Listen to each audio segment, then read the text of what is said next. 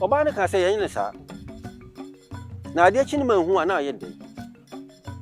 Enti Kɔɔdwoɔ atade e hye no esoro no. Osan woro se, wo de agya atade ekura gu ho. Na ade chi a mekwa akodi paa na me de betua oka. Oba yi atade ne digu ho. Ene o ma no brodo no ene nsuo.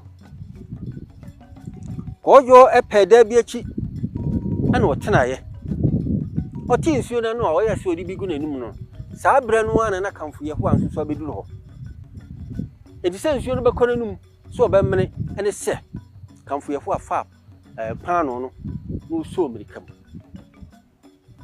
Kɔɔdwoɔ de ani bre tam konti baabi edi pam obo esi obanyi no.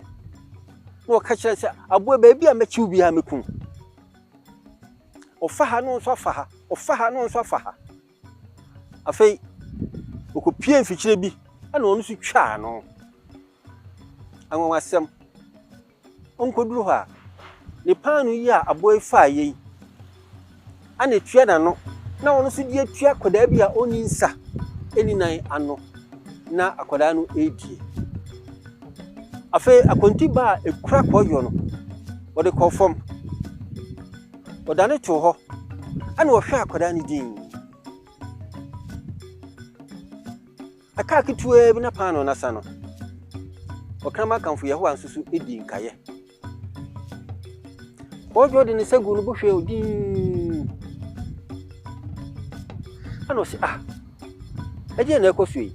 Enti opiri ho kakra. Oduru ho na akola na sem oka ya ne se. Ipa chopi fa cheme me kama Kamfo Yehowa. Abeje opano abre medi.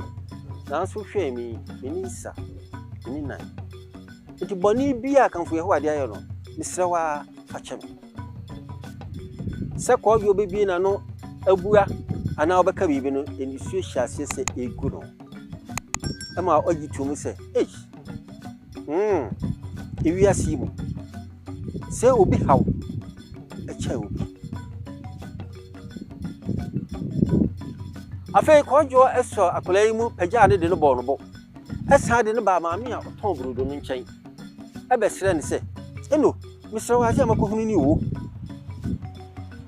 Enti misrewa mami brodo no bi na misani na giba atade a wofomi na de amje ye no akola yi agi edi.